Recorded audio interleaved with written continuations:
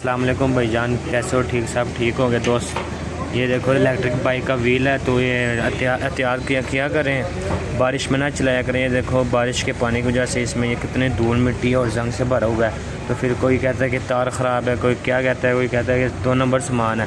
یہ سارا بارش میں چلانے کا یہ نتیجہ ہے، تو احتیاط کیا کریں، بارش میں نہ چلایا کرو۔ اب یہ دیکھیں ہم صفائی کرنے لگے اس کی، یہ دیکھیں صفائی ہو رہی ہے اس کی۔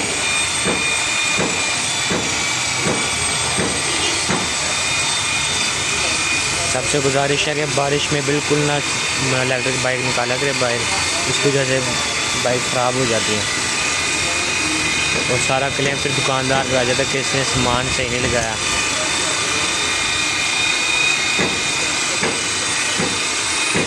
یہ نتیجہ ہے پھر آخر میں نکل آتا ہے۔ اب اس کو ہم صاف کریں گے اور دوبارہ سے انشاءاللہ فٹ کر کے وہ سائیکل صحیح ہو جائے گی۔